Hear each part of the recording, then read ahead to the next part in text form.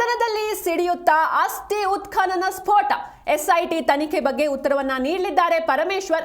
SIT ತನಿಖೆಯ ಮಧ್ಯಂತರ ವರದಿ ಮಂಡನೆ ಮಾಡ್ತಾರೆ.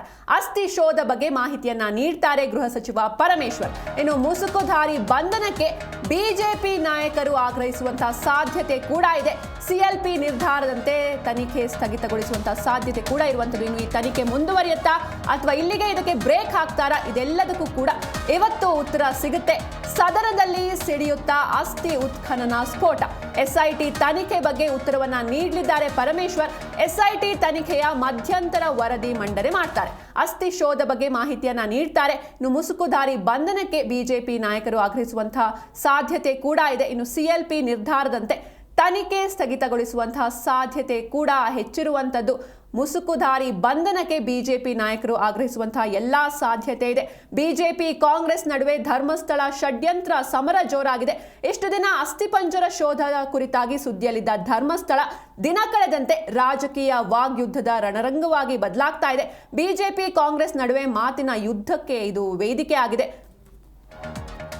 ಕಾಂಗ್ರೆಸ್ ಸರ್ಕಾರಕ್ಕೆ ಬಿಜೆಪಿ ನಾಯಕರು ಪಂಚ ಪ್ರಶ್ನೆಯನ್ನ ಮಾಡೋದಕ್ಕೆ ಮುಂದಾಗಿದ್ದಾರೆ. ಇನ್ನು ಯಾವೆಲ್ಲ ಪ್ರಶ್ನೆಗಳು ಅಂತ ನೋಡ್ತಾ ಹೋಗೋದಾದ್ರೆ, ಮುಸುಕುಧಾರಿ ದೂರರ್ಜಿ ಗಂಭೀರವಾಗಿ ಪರಿಗಣಿಸಿದ್ದೇಕೆ? ಆತನನ್ನ ಹಿಂದೆ ಮುಂದೆ ವಿಚಾರಿಸದೆ ಆತ ಹೇಳ್ದ ಅಂತ ಆ ದೂರನ್ನ ಗಂಭೀರವಾಗಿ ಪರಿಗಣಿಸಿದ್ದೇಕೆ? ಇದು ಮೊದಲನೇ ಪ್ರಶ್ನೆ. ಎಸ್ಐಟಿ ತನಿಖೆಯಲ್ಲಿ ಯಾವೆಲ್ಲ ಮಾಹಿತಿ ಲಭ್ಯವಾಗಿದೆ? ಇಲ್ಲಿ ತನಕ ತನಿಖೆ ನಡೆಸಿದ್ರಲ್ವಾ, ಯಾವೆಲ್ಲ ಮಾಹಿತಿ ಸಿಕ್ಕಿದೆ? ಇನ್ನೂ ತನಿಖೆ ಮುಂದುವರಿಸುವ ಅವಶ್ಯಕತೆ ಇದೆಯಾ? ಯಾಕಂದ್ರೆ 2 ಪಾಯಿಂಟ್ ಬಿಟ್ಟು ಬೇರೆ ಯಾವ ಪಾಯಿಂಟ್ ಅಲ್ಲೂ ಏನು ಸಿಕ್ಕಿಲ್ಲ. ಮುಸುಕುಧಾರಿಯನ್ನ ಬಂಧಿಸಿ ತನಿಖೆ ನಡೆಸೋದಕ್ಕೆ ಪಟ್ಟು ಹಿಡಿಯುವಂತಹ ಸಾಧ್ಯತೆ ಕೂಡ ಇರುವಂತದ್ದು. ಎಸ್ಐಟಿ ಅಸ್ಥಿ ಶೋಧದಲ್ಲಿ ಯಾವ ಮಾಹಿತಿ ಲಭ್ಯವಾಗಿದೆ ಎನ್ನುವುದಾಗಿ ಇವತ್ತು ಒಂದು ಸದನದಲ್ಲಿ ಪರಮೇಶ್ವರ್ ಅವರು ಉತ್ತರವನ್ನ ನೀಡಲಿದ್ದಾರೆ. ಹೀಗಾಗಿ ಇವತ್ತಿನ ಸದನ ಸಾಕಷ್ಟು ಕುತೂಹಲವನ್ನ ಮೂಡಿಸಿದೆ.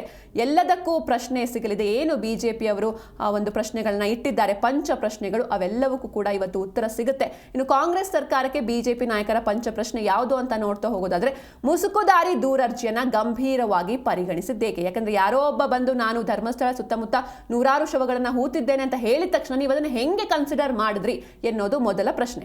ಇನ್ನು ಎಸ್ಐಟಿ ತನಿಖೆಯಲ್ಲಿ ಇಲ್ಲಿ ತನಕ ಯಾವೆಲ್ಲ ಮಾಹಿತಿ ಲಭ್ಯವಾಗಿದೆ ಅನ್ನೋದು ಕೂಡ ಎರಡನೇ ಪ್ರಶ್ನೆ.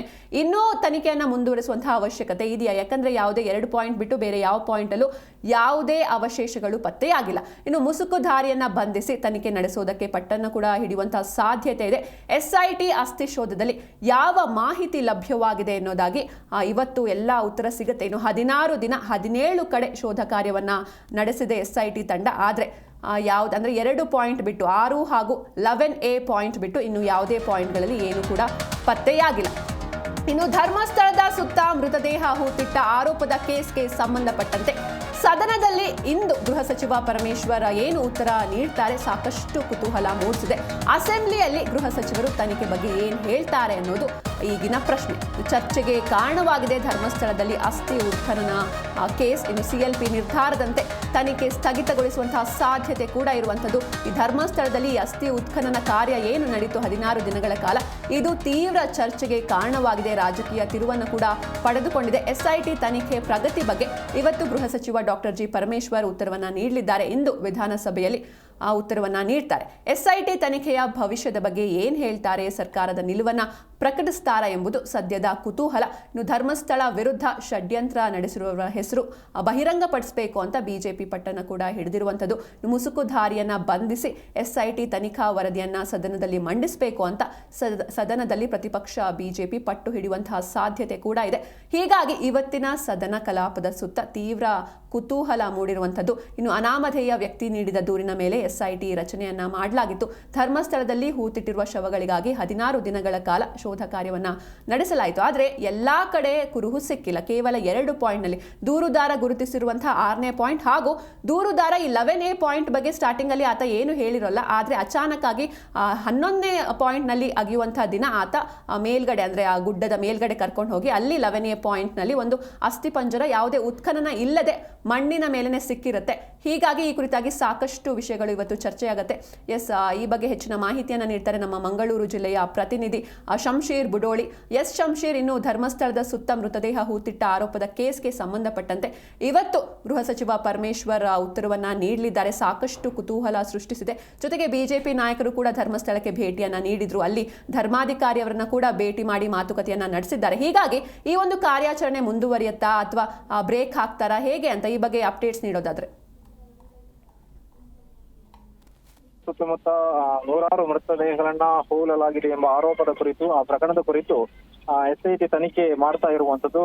ಇದು ಇದೀಗ ಚರ್ಚೆಗೆ, ರಾಜ್ಯಾದ್ಯಂತ ಬಹಳ ಚರ್ಚೆಗೆ ಗ್ರಾಸ ಆಗಿರುವಂತದ್ದು. ಇವತ್ತು ಸದನದಲ್ಲಿ ಹೋಮ್ ಮಿನಿಸ್ಟರ್ ಜಿ ಪರಮೇಶ್ವರ್ ಅವರು ಈ ಕುರಿತಂತೆ ಒಂದು ಉತ್ತರವನ್ನ ನೀಡಲಿದ್ದಾರೆ. ಅಂದ್ರೆ ಈವರೆಗಿನ ಅಪ್ಡೇಟ್ ಹಾಗೂ ಮುಂದೆ ಏನ್ ಮಾಡ್ತೀವಿ ಎಂಬುದರ ಕುರಿತು ಅವರು ಮಾಹಿತಿಯನ್ನು ನೀಡಲಿದ್ದಾರೆ, ಮಾಹಿತಿ ಇರುವಂತದ್ದು. ಹೀಗಾಗಿ ಸದನದಲ್ಲಿ ಈ ಕುರಿತು ಬಹಳಷ್ಟು ಚರ್ಚೆ ಆಗುತ್ತೆ.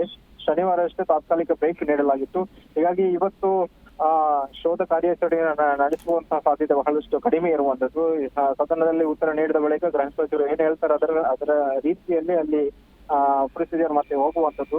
ಅಲ್ಲದೆ ಮೊನ್ನೆ ಶನಿವಾರ ಆದಿತ್ಯವಾರ ಕೂಡ ಬಿಜೆಪಿ ತಂಡ ಕೂಡ ಇಲ್ಲಿ ಧರ್ಮಸ್ಥಳಕ್ಕೆ ಬಂದು ಧರ್ಮಾಧಿಕಾರಿ ವೀರೇಂದ್ರ ಹೆಗಡೆ ಅವರ ಜೊತೆ ಮಾತನಾಡಿರುವಂತದ್ದು.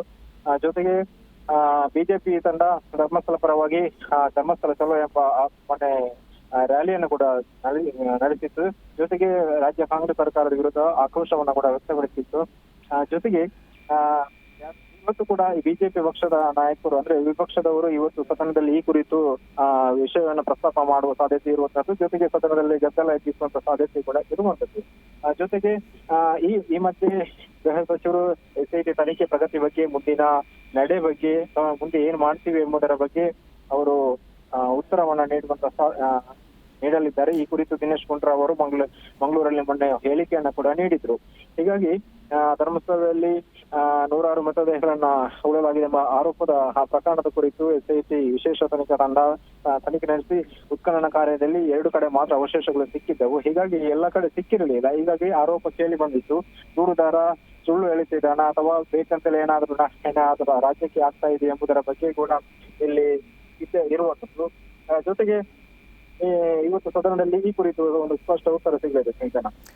ಶಂಶೀರ್, ಇನ್ನು ಸದ್ಯಕ್ಕೆ ಈ SIT ತನಿಖೆ ನಿಂತಿದ್ಯಾ? ಜೊತೆಗೆ ಈ ದೂರುದಾರ ಎಲ್ಲಿದ್ದಾನೆ, ಅನಾಮಿಕ ವ್ಯಕ್ತಿ ಅಂತ, ಆತನನ್ನ ವಿಚಾರಣೆ ನಡೆಸ್ತಿದ್ದಾರಾ? ಧರ್ಮಸ್ಥಳದ ಸದ್ಯದ ಸಿಚುವೇಶನ್ ಹೇಗಿದೆ ಅಂತ?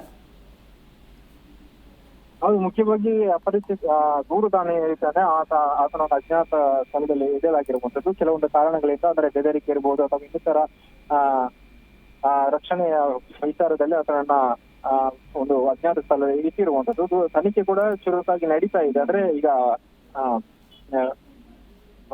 ಪ್ರತ್ಯಕ್ಷವಾಗಿ ಶೋಧ ಕಾರ್ಯಾಚರಣೆ ನಡೆಸ್ತಾ ಇದ್ರೆ, ಈಗ ಪರೋಕ್ಷವಾಗಿ ಒಳಗಡೆ ದೂರುದಾರರನ್ನ ಹಾಗೂ ಇತರ ದೂರು ನೀಡಿದಂತಹ ದೂರುದಾರರ ಅವರ ಮಾಹಿತಿ ಅನ್ವಯ ತನಿಖೆ ಕೂಡ ನಡೆಸ್ತಾ ಇದೆ. ಅಂದ್ರೆ ಬೇರೆ ಬೇರೆ ಆಯಾಮದಲ್ಲಿ ಮುಂದೆ ಶೋಧ ಕಾರ್ಯಾಚರಣೆಯನ್ನ ಅದರ ಬದಲು ಅದರ ಜೊತೆಗೆ ಏನೆಲ್ಲ ಮಾಡಬಹುದು ಎಂಬುದರ ಕೂಡ ಕುರಿತು